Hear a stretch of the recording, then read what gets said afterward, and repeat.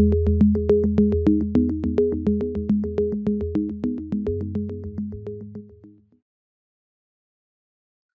Vinayak here, and I welcome you all for this webinar on scenario-based debug parameters and log collection. This webinar is hosted by our HCL Software Digital Solutions Organization. Let me introduce the team. Okay, so I'm the facilitator for today's session, and with me today I have Niraj and Sandeep Deshpande, senior members of our support team, as the speakers. I also today have Raj, Rajiv, and Shrikant as our panelists, and Dini Peter from our HCL Digital Solutions Software Academy team. Be informed this session is being recorded and all our participants would be on mute throughout the session. For any questions, clarifications, please feel free to post them on the chat section and our panelists would be more than happy to respond to them. For everyone's reference, the presentation has been uploaded in the handout section. Once again, a warm welcome to all of you. And now I would be handing it over to Niraj. Over to you, Niraj. Thank you, Vinayak. Hello, everyone. Thank you so much for joining for this webinar. So, guys, our today's webinar is a bit different than the earlier ones. Today, we are not going to discuss any new feature or any particular feature troubleshooting. Instead, our today's webinar is all about enabling some important debug parameters and collecting logs while troubleshooting different problematic scenarios in Nodes Domino. So basically, a general idea or the main goal behind this webinar is to get a right set of data, if possible, at the very first instance of the problem. And so this can help us eliminate the time to wait for problem reoccurrence, and we can also start investigation based on the available logs which are collected during the first instance itself. So without wasting any more time, let's start now. So here is the agenda for our today's webinar. So different areas that we are going to discuss are a server crash, hang and performance, web server, ID Vault, DAOS. Then we will see some of the scenarios of mail routing, internal as well as external, traveler, and then we will see some of the best practices that should be kept in mind while enabling or disabling the debug parameters. So we will go through each of these areas and we will see some problematic scenarios for these areas. Then we will see some debug parameters that you can enable to troubleshoot and to collect logs. And then we will see some important server commands also to collect outputs for review. And once you have all the necessary logs collected, you can simply raise a case with technical support team along with all the collected logs so that support team can start working on that particular problem. Next slide, please. So these are some common scenarios for server crash, hang and performance issues that a Domino server can face. Your server can crash on a different task or process. Server can crash due to abnormal termination of any nodes Domino or third-party process. There can be a server hang situation. There are different reasons for server hang situations. Your server is running, but one or more tasks are not responding. Your web server hang or performance issues can be there. You can also see crashes due to transaction logs or recovery manager or hang also for the same reason. So basically, it is really important to know the symptoms of server crash or hang issues. Basically, how will an administrator know that there is a problem on your Domino server? So what happens in server crash? So generally, when Domino server crashes or encounters a server crash, it generates an NSD file automatically and it restarts within few minutes. And this happens if you have restart after fault recovery settings enabled in your server document. So if that setting is not enabled, your server will not restart and it will remain in shutdown mode. So you will need to manually start the server, but it will generate an NSD file automatically. So that was all about server crash. Now what happens when there is a server hang situation or a server performance problem? What are the common symptoms that one would notice? So one of the most common symptom is you will start receiving complaints from the user that they are not able to open their mail files from client or web, or if the mail files are opening, that is very, very slow, It takes too long to open the mail files. You might also notice that server console is getting stuck for few minutes and then gets normal again. Again goes in a hang mode kind of a situation and then comes back to normal. So such type of behavior is seen several times in a day, very intermittently. One more reason is like users will see errors like remote system no longer responding on client while opening their mail file or while doing local to server replication. As an administrator, you will notice a semaphore messages on your server console or long held log dump errors on your server console. You might also see insufficient memory, a memory pool is full, recovery manager log file is full errors, etc. on your server console. So these are some most common common symptoms that you should notice when there is a server hang situation on your Domino server. Next slide, please. So let's see some debug parameters that can be used to troubleshoot the scenarios that we just discussed. So console log enabled equal to 1. So just a note here, wherever you see an asterisk symbol next to the parameter, it means this parameter needs server restart to take effect. So by default, this parameter is not present on your server. So default size of console is just 10 MB. And 10 MB is really not a good size to analyze the console. So either you enable the console log with the parameter so that a console log will get generated with unlimited size, or you use the next parameter to have a console log with some defined size. So you can set a console log with some reasonable size like 500 500 MB or 1 GB, so that we can have at least several days of data in the console log to review. You can also enable console log using start console log command, but that will enable the console log only for that particular session. While working with web server performance problems or web server hang issues, you may also enable HTTP thread request logs with this parameter. Using this parameter, HTTP enable thread debug equal to 1. So once you enable this parameter, it will start logging information about incoming HTTP request and response headers. So it will generate HTTPR logs in IBM technical support directory. You can also use command tell HTTP debug thread on or off for the same purpose.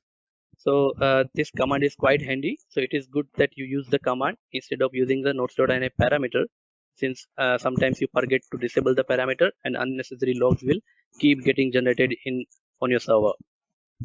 So there are certain commands, show task, show server, show state, show user, and so on. These commands can be also issued during the time of problem, so that we can also understand the situation, server situation, what the activity is happening on the server at that particular point of time.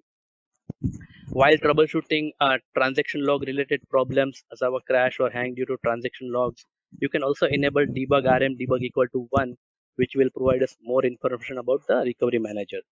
So these are some debug parameters which can be enabled while troubleshooting this type of problems. Next slide, please. So now let's understand about log collection. So in case of server hang, collect 2 to 3 back-to-back manual NSDs within an interval of 2 to 3 minutes, and make sure that you collect these NSDs during the time of problem itself, and provide these NSDs along with console log and same debug files, which are also generated during the time of problem itself. So make sure you provide us these logs during the time of itself before restarting the server. Because if you provide the logs after server restart, then there will be a we will not be able to correlate these files with each other. In case of server crash issues, an NSD file will get generated automatically. So you can provide that NSD file along with console.log.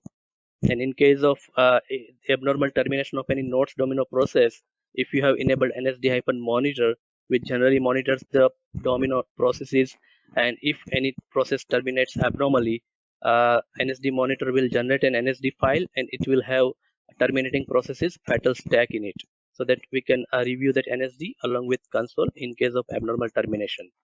So apart from that, you may also provide us a system information file, or sometimes if code dump file is generated. If a web server issue is there, then if you have collected HTTP thread request logs, you can also provide us for review. So in addition to all the logs, it is really important to understand what are the recent changes you have made on your Domino server. and since then you have started facing this problem. So any changes like an upgrade from earlier version to latest version of Domino server, if any OS patch is applied, any change at network or firewall or hardware level, so any disk related changes. So all these informations are very vital to get while troubleshooting these type of problems. And everything will be saved in your IBM technical support directory, which you can collect during the time of problem, zip it and upload for support team to review. Next slide, please. So these are some common reference articles that you can anytime use for troubleshooting and log collection of server crash, hang, and performance issues. Next slide. Moving to the another area, which is web server. So web server is a very vast area that includes different sub areas like SSL, web SSO, web authentication, TOTP or time-based one-time password, which is a new feature in V12, SAML, etc. So let's see different scenarios for these areas and then see some debug parameters and log collection for these areas. So even if you have recently configured SSL on your Domino server, and if you are getting certificate errors or SSL handshake failure errors on your server console, if users are getting cipher mismatch or weak cipher related errors on the browser side, so those are specific to SSL. If you have enabled web SSO or added a server in a web SSO configuration, then you might be seeing errors while reading or loading web SSO configuration documents when HTTP starts, or if there are SSL token related problems. Sometimes users get 400 or 404 errors on the browser while doing web authentication and unable to log into the mail file from web. If you have enabled TOTP or token based authentication, then there are authentication failures. Or if you have enabled SAML or notes federated login and you are noticing authentication issues while working with this feature. So let's see the scenarios in detail. Next slide, please. So when you set up SSL or TLS on your server, and if you face certificate errors or handshake failure issues, you can use this debug parameter, debug SSL all equal to 1, 2, or 3, and whatever the value you set, it will generate logs accordingly. Debug SSL handshake equal to 2. This parameter can be used to track any handshake failure errors or which protocol is being used for handshake activity to and from while SSL connections are getting established to and from Domino server. So this generates output based on the value set, and here is the sample extract from the console.log. And if you have enabled protocol specific SSL on your Domino server, then you can also use these debug parameters to troubleshoot those issues. So for SMTP protocol, you can use SMTP debug SSL equal to 1. For POP3, you can use POP3 debug SSL equal to 1. And for IMAP, you can use IMAP debug SSL equal to 1. Next slide, please. So let's talk about TOTP now. So if you have enabled TOTP or time-based one-time password feature, which is a dual authentication feature which we have introduced in V12, and if users face authentication issues while working, or I mean there could be an issue where user is not getting or receiving token on the device to log in or to authenticate. So we can troubleshoot. We can use these debug parameters to troubleshoot such issues further. So in a large environment or organization, there are dedicated servers there could be a dedicated web server or there could be a dedicated ID Vault server. Then you can enable debug TOTP equal to 2 and debug IDB TOTP trans equal to 1 on web server.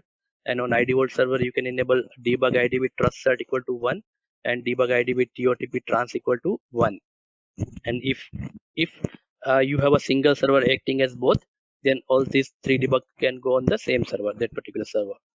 So once you enable debugs, it starts recording token based authentication attempts and as well as ID vault transactions to further understand the point of failure.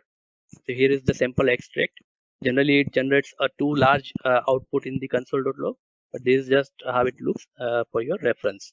Next slide, please. Now let's see some debug parameters for SSO troubleshooting. So when you configure SSO among multiple servers, there can be an issue where one of the participating server is reporting error like while reading WebSSO configuration document. when HTTP starts, or sometimes when you have multiple servers participating in WebSSO, when user logs in to one server and then gets redirected to another server, instead of user directly getting logged in, user is prompted for authentication.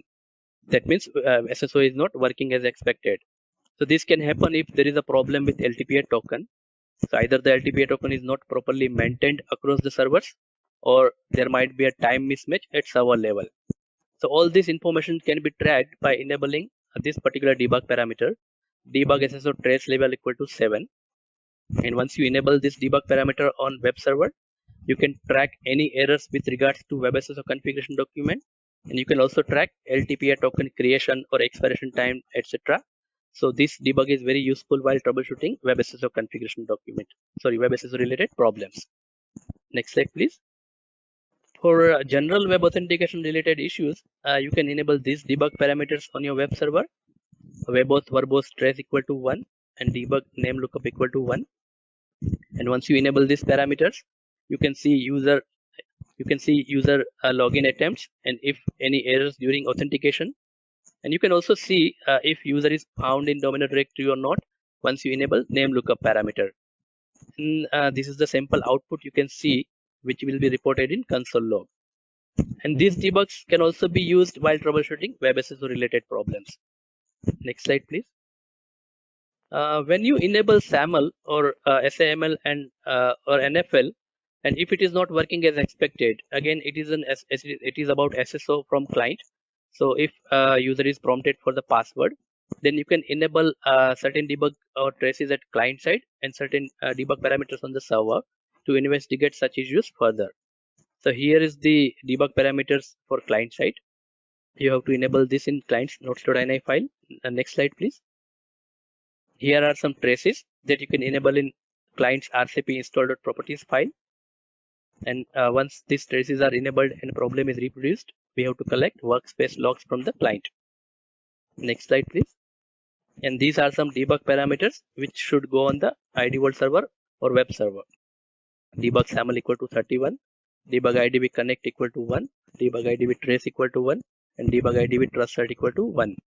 So once these debugs are enabled, this should report any errors during SAML authentication or during ID Vault transactions from client to ID Vault server. Next slide, please. So now let's understand about log collection. So here it's very simple that you have to, based on the type of problem you are facing, you have to use the debug parameter, then reproduce the problem and collect console log from server. And in case when client is involved, collect console log from client as well. Also provide details for the user who is involved in testing and date and time when the problem is reproduced. While troubleshooting SAML related problems, you can also submit idpcat.nsf for review. So while troubleshooting SAML problems, you need to provide console log from client, workspace logs, and console log from server. While troubleshooting SSO related problems, you may also submit a Domino directory to review WebSSO configuration documents, server or configuration documents, if you have created any internet site documents, so etc. So you can remove the unwanted information and just provide whatever is requested. It is also important to collect HAR file while troubleshooting web redirection related problems. So HAR file can be collected from the browser, and that provides us each request flow from browser to Domino server. So incoming URL flow we can track by generating the HAR file. So for generating the HAR file, you need to enable certain settings in browser developer tools. Make sure you have preserve logs enabled in your browser.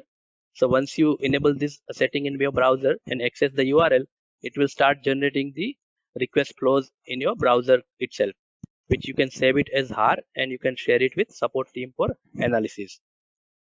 And while troubleshooting SSL implementation related problems, sometimes you can also provide us keys and certificates that we can test at our test labs to verify whether the keys and certificates are valid or not. So this information can be provided to support while troubleshooting web server related problems. Next slide, please. So these are some common reference articles which you can anytime refer while collecting logs for web server problems. Next slide. So now let's understand or discuss some problematic scenarios for ID Vault area. So for ID Vault, there are some common problematic scenarios. These are some common problematic scenarios which a user or an administrator can face while working with ID Vault. User files are not getting uploaded to Vault. There are errors while uploading ID file to Vault during user registration activity. ID Vault policy is not getting applied to the user. There are wrong password errors on client during ID file sync activity. And there are errors like missing or invalid Vault Trust certificate or entry not found in index when administrator try to reset the password or try to extract the ID file from the Vault. So such issues can be observed while working with ID Vault. So let's see what debug parameters can be used now. Next slide, please. Generally, to troubleshoot ID Vault related issues, you need to enable certain debug parameters on client side and certain debug parameters on server side. So debug IDV connect equal to 1 should go on the server. And once you enable this parameter, it starts printing details about each ID Vault connection to ID Vault server. Debug IDV trust cert equal to 1 can be enabled on client as well as on server. And once you enable this debug parameter, it will start printing details about ID Vault trust certificate verification. Debug IDV update equal to 1 should go on the server. And once you enable this debug parameter, you can track changes to the ID file in Vault. Changes like user is renamed or there is a key rollover activity. Such kind of changes in the ID file in the ID Vault can be tracked via this parameter. Debug IDV trace equal to 1 can be enabled on client side. It can also be enabled on server, and this prints the details about ID Vault client behavior. You can also issue show ID Vault command.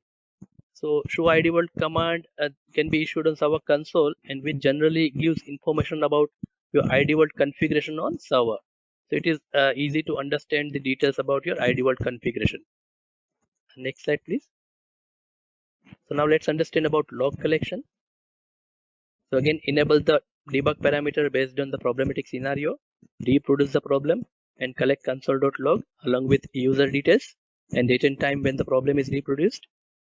Also enable necessary client-side debug parameters and collect console log from client as well. We may also, you can also provide us show ID Vault command output to review ID Vault server configuration details. And since ID Vault involves security policy, sometimes it is also required to review security policy. So you can also provide names.nsf along with security policy and settings document to review and analyze further. And you may also submit policy synopsis if ID Vault is not working for a particular user to understand whether policy is getting assigned correctly or not. So all ID Vault related errors are generally reported in clients or servers local servers log.nsf security events section. So clients log.nsf or servers log.nsf can also be submitted for analysis. So all these informations can be provided while troubleshooting ID Vault related problems. Next slide, please. So these are some reference articles which can be used to collect logs and to troubleshoot ID Vault related problems. Next slide.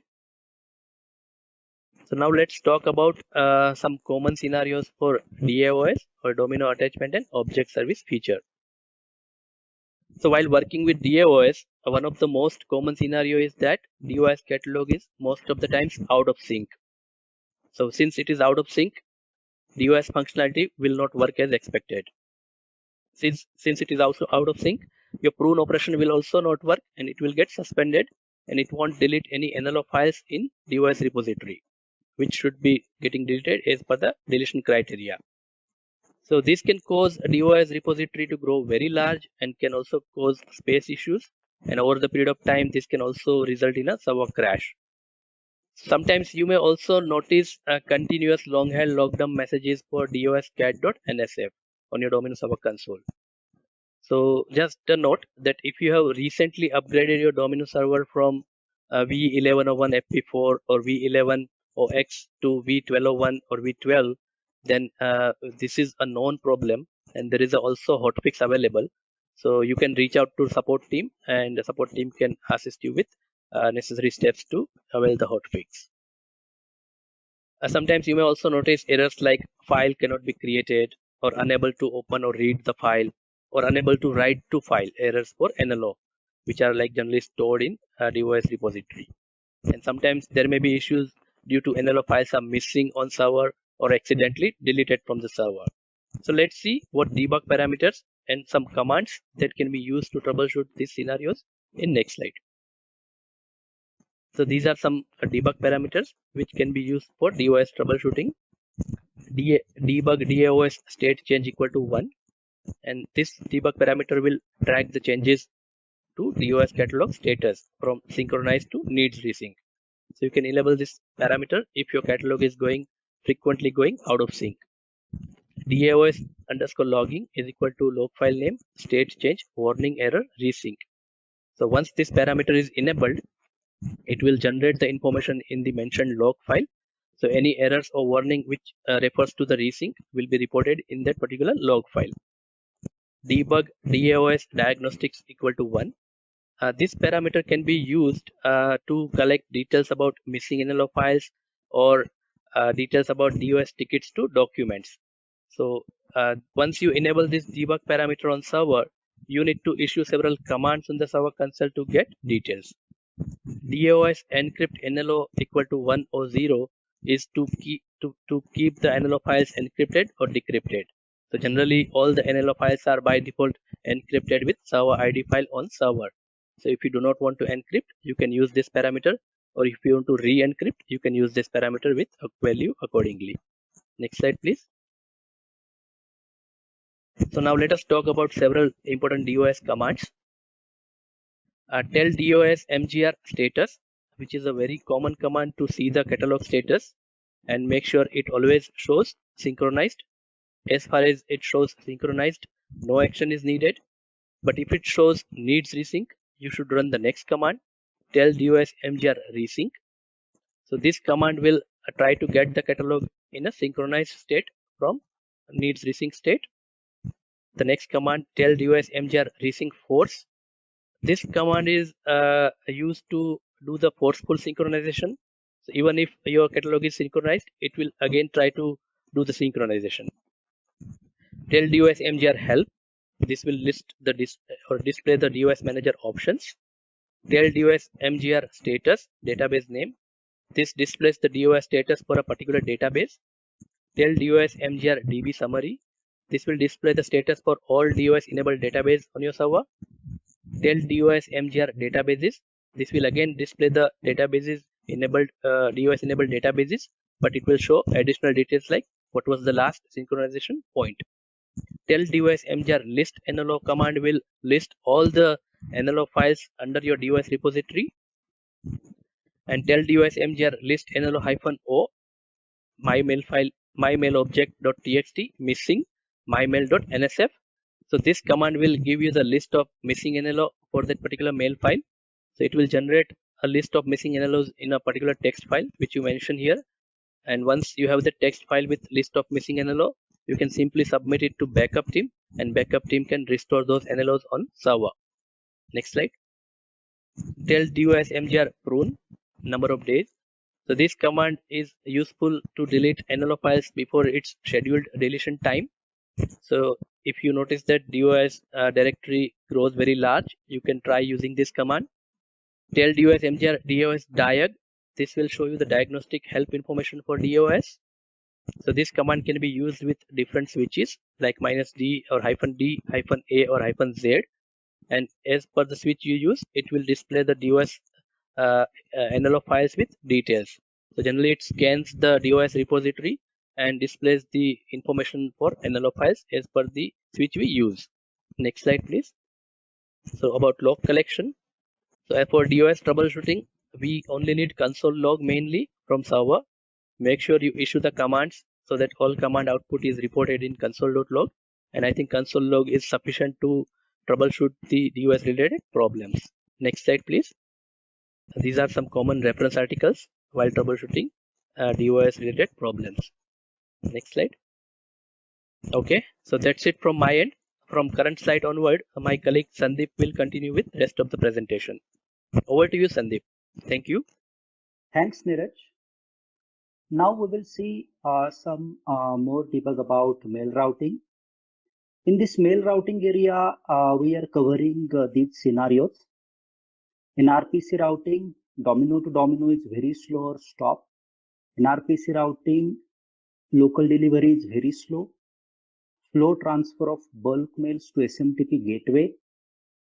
SMTP outbound mails are rejected by external domain. SMTP inbound outbound mails are not properly formatted. Unexpected mail routing path, router name lookup problems, and duplicate mails issue. So let's move on to next slide.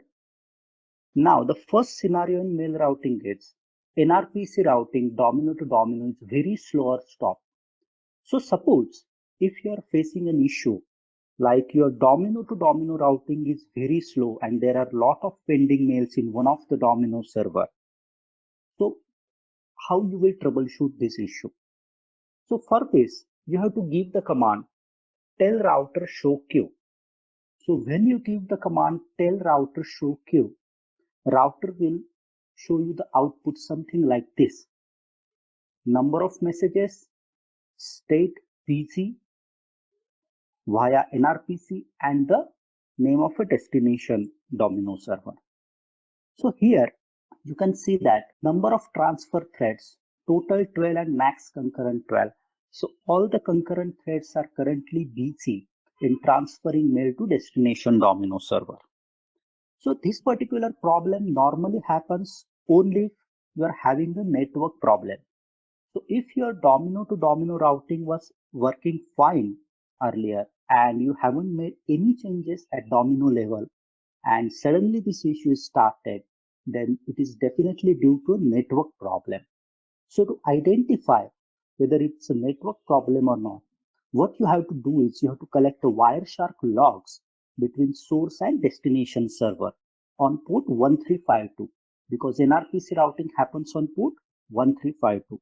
So when you collect the Wireshark logs, we will understand that why the data is not getting transferred between source and destination. And normally installing and configuring Wireshark tool is a responsibility of your network team. Normally we don't install or configure Wireshark in the customer side. So next slide please. Now the next scenario is NRPC routing local delivery is very slow. So suppose if you are having a problem like lot of mails are pending in the mail.box and those mails are slowly getting delivered to local users, then what to do in this case? So again, you have to give the command tell router show queue and then router will show you output something like this. Number of messages, then state BC via NRPC and destination is $local delivery.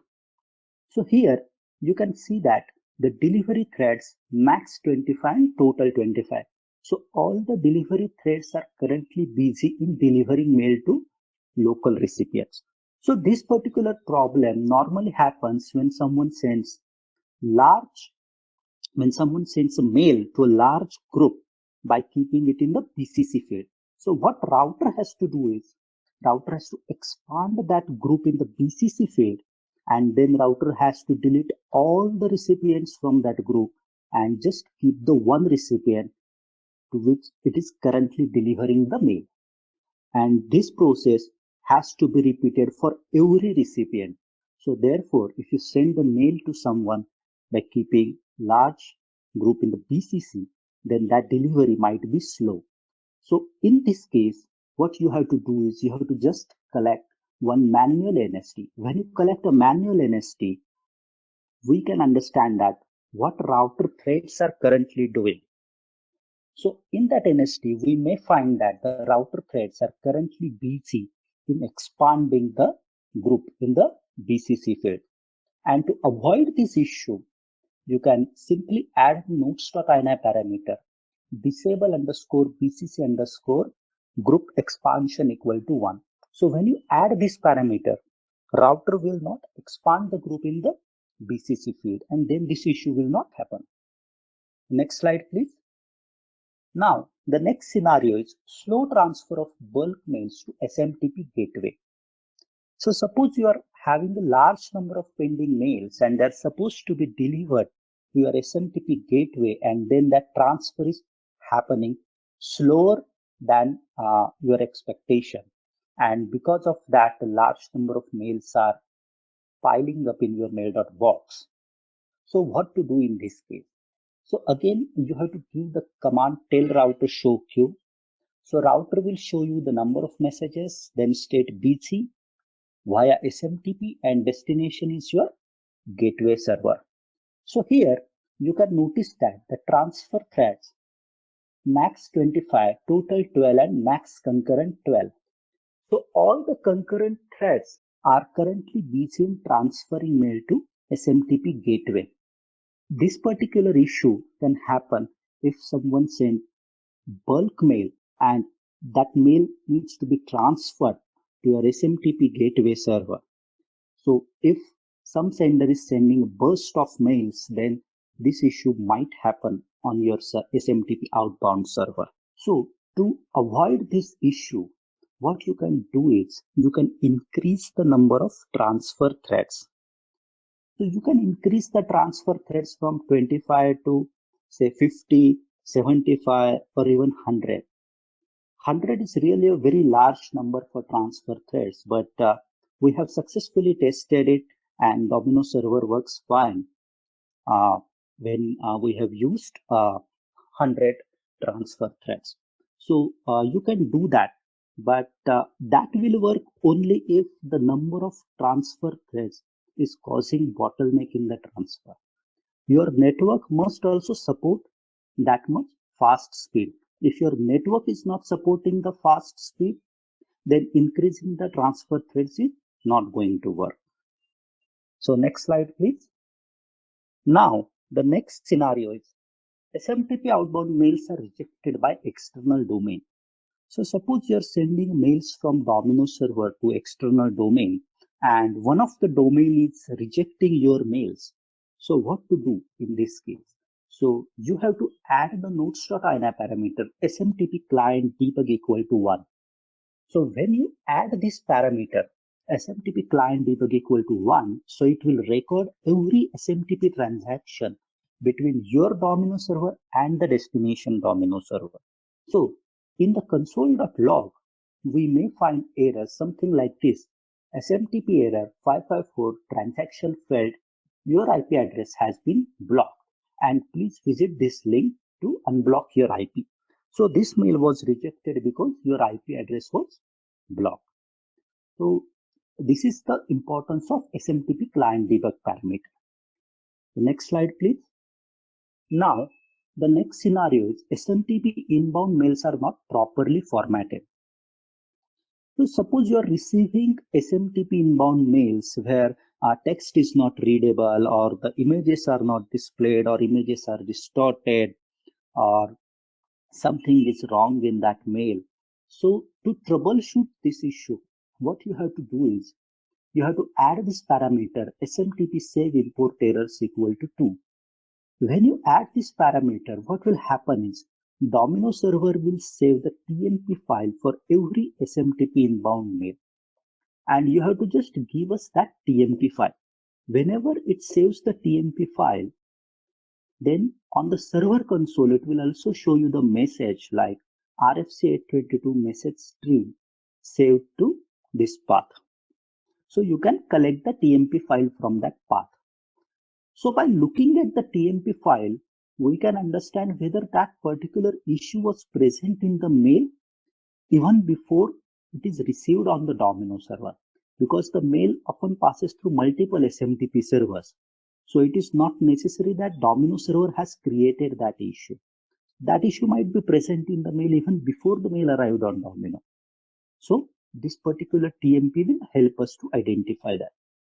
And if you don't know when the sender is exactly going to send that mail, then you can use the value 3 with this parameter and followed by SMTP save file from equal to email address. Then in that case, it will only save the TMP file from the specific sender. So next slide, please. Now, the next scenario is SMTP outbound mails are not properly formatted. So suppose you're sending mails to external domain and external domain user is not able to read your mail properly. So how can you troubleshoot this issue? For this, you have to add the debug parameter SMTP save outbound to file equal to 1. When you add this parameter, Domino server will save TMP file for the every SMTP outbound mail. So by looking at this TMP file, we can understand whether Domino has sent that mail in proper format or not, because it is possible that Domino server might send that mail properly, but any next SMTP server might cause a problem. So in this case also, you have to just give us that TMP file for analysis. Next slide, please. Now, about unexpected mail routing path and unexpected delivery issues. So suppose if you are facing problems like router is taking unexpected path or you are having some unexpected delivery issues, then you can use these parameters debug router equal to 3, debug router lookup equal to 3 and log underscore mail routing equal to 40. So when you use debug router equal to 3, router will give you detailed output about how it is selecting a particular path. Debug router lookup equal to 3 will give you detailed output of how it is selecting a particular recipient. And log underscore mail routing equal to 40 will give you detail of all the steps happening during mail routing. And just make sure that when you are disabling this parameter log underscore mail routing, don't set it to 0. Its default value is 20. If you set it to 0, then you will even lose the important mail routing log. And in this case, console.log will record all the errors. So you have to give us that console.log. So next slide, please. Now router name lookup problems. Here again, you can use debug router lookup equal to 3, debug underscore name lookup equal to 1, and debug underscore directory underscore assistance equal to 1 in case you are using a directory assistance. So when you use these parameters, router will give you detailed output of how a particular recipient is getting selected, and debug underscore name lookup will give you detailed output about how many matches are found for a particular recipient and how the particular match is selected by router. So here again console.log will give you all the information. So you have to just collect the console.log for troubleshooting. So next slide, please. Now about duplicate mails issue. So sometimes user may receive duplicate mails. To identify why user is receiving duplicate mails, what we need is we need the copy of those duplicate mails and console.log of a recipient server. And if sender is an internal sender, then we also need the console.log of sending server. So in sample mails, we normally check for the posted date. Posted date is taken from the client machine. So if in the duplicate mails we find that posted date is a different, then that indicates the sender has sent that mail multiple times. So that means the same mail has been sent multiple times from the sending side, and therefore it has been delivered multiple times to the recipient. Another possibility is there might be a field called as mail FWD by. So if this field is present in one of the mail, then it indicates the mail has been auto forwarded by mail rule. And another possibility is one mail may be in notes rich text format and another mail might be in a MIME format in case the recipient's internet address is also present in that mail. The next slide. Now we will see some debug and log collection for the traveler server. So in this traveler server area, we are covering these scenarios: traveler server performance problems, traveler server crash problems, and user synchronization problems. So next slide. Now suppose you are facing traveler server performance problem. then what data you will collect?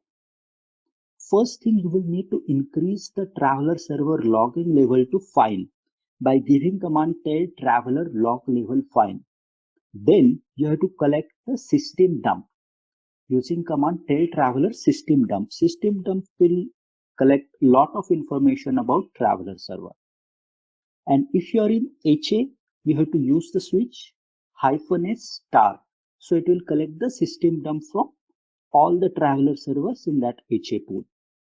Normally system dump will complete in 1 or 2 minutes, but if you are already facing performance problem with your traveler server, then you can wait for 15 to 20 minutes.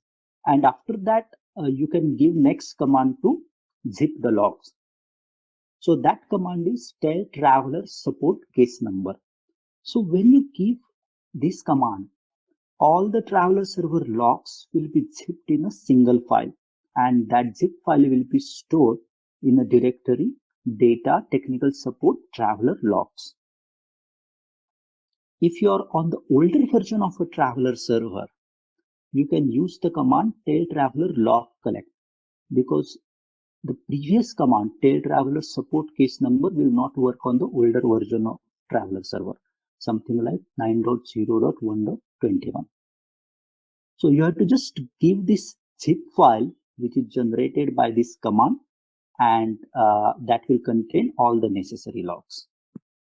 Next slide, please. Now about traveler server crash problems. See, traveler server may crash while converting a document. If the traveler server crashes while converting a document, it will ban that document.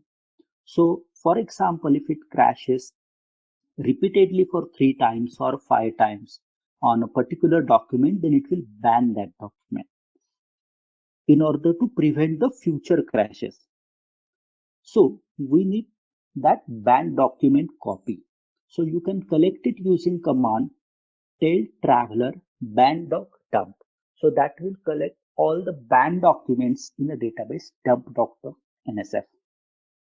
And then you have to use the command tail traveler support case number to zip the traveler server logs.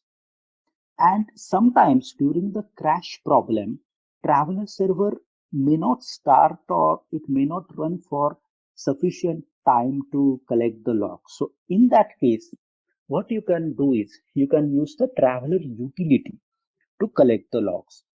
So you can go to data traveler util folder, and then you have to give the command traveler util.cmd support and case number. So this command will collect the logs in the same way how the tail traveler support case number command will collect. So it will also generate a zip file, and you have to give us that zip file. Next slide, please. Now about user synchronization problems. So if your 1 or 2 users are facing synchronization problems, then what you can do is, first thing, you have to add that user in the finest logging by giving the command tell traveler log add user finest and username. After that, you have to check the existing logging level using command tell traveler log show. So that will show you which fields are currently logged. Then you have to give the command tell traveler log field star. So that will log all the fields. Now once this is done at server side, then ask the user to reproduce the problem and submit the traveler problem report called TPR. So once the user submits a TPR, you have to take the dump of that user. So for that, you have to give the command tail traveler dump username. After that, you have to give the command tail traveler support and case number. So again, if you are in HA, you have to use -s star switch. And if you are on the older version, you have to use tail traveler log collect command. Once you collect the logs, Then remove the user from the finest logging by giving command tail traveler log, remove user and username. And then you have to restore the previous logging fields using command tail traveler log fields, previous fields. And you have to again give us that zip file for analysis. So next slide. Now, here are some best practices. The first best practice is whenever you are editing a notes.ini file, always use a set config command instead of directly editing notes.ini file. Because whenever you use set config command, it will first check whether that parameter is already present. And if the parameter is already present, it will only update its value. So it will not add duplicate parameter. And it will also take care that the parameter will not be added in the last line. Because if the parameter is added to last line, then it may not work. If you are manually editing the notes.ini, you have to just make sure that you don't add any parameter to the last line of notes.ini. Then next best practice is whenever you are done with the debug parameters, then disable them as quickly as possible, because some debug parameters can be resource intensive and they may cause extra logging, they may put extra load on your server. So it is always good to disable them as soon as you are done with those debug parameters. And for log underscore mail routing, don't forget that the default value is 20 and not 0. And if you need any clarification regarding any debug parameters, you can always consult HCL team for that. Next slide, please. Now here are some reference articles about SMTP mail routing, then improving mail performance, then traveler server performance problems, traveler server crash problems, user synchronization problems, and at last, traveler server capacity planning guidelines.